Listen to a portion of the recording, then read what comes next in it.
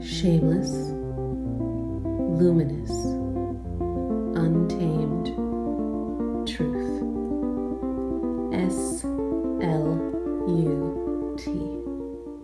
I was talking to a friend this week about the kinds of things I learned masturbating on film for a year and exploring female pleasure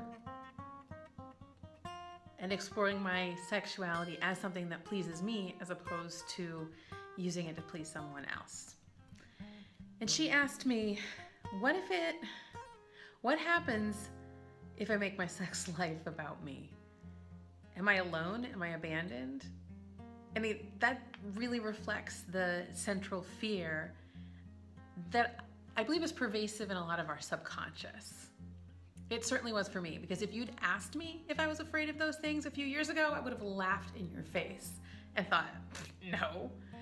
But the more I explored my reticence to masturbate and how embarrassing I found it to orgasm, it became pretty clear to me that on a subconscious level, I felt guilty for pursuing my own pleasure. I'd been trained to believe that I was there for the benefit of others, that the highest good I could do was to give, and that certainly held true sexually. From my own experience, once I started centering myself in my sexuality, I got really popular. When you know what makes you happy and you're full of joy, people flock to you. I have so many more sexual opportunities now that I feel entitled to experience my body as I experience it without trying to hide it or change it, and that I don't feel ashamed about it, but just excited about it. It's infectious. People, certainly men included, have approached me at a much higher rate since I started centering myself sexually. On the flip side, I have also started getting rid of men at a much higher rate. And sometimes that feels like rejection. Given a little bit of time and distance, it usually feels like a saving grace.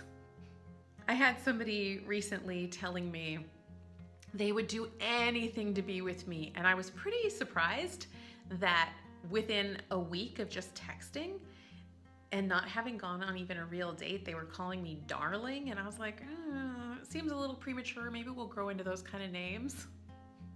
And wow, just a little bit of honesty flipped that like crazy.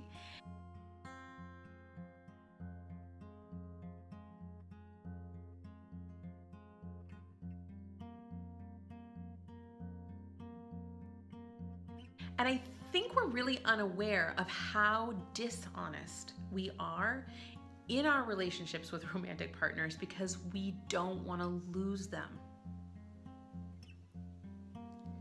How many times we self-edit or tell half-truths or say what we think they want to hear?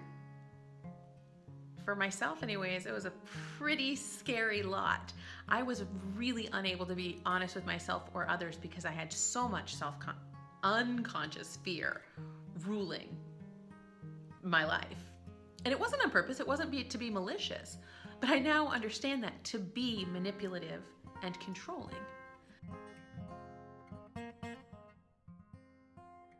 Not out of a place to try to harm others, but out of a place from which I had been harmed.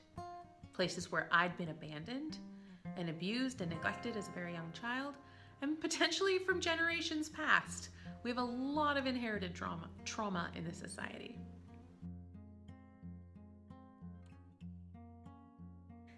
That's my answer to the question, what happens if you get selfish in bed? Every woman who stands in her truth illuminates a world in which women are valued, respected, and loved. Every woman who speaks out lights the way for us all.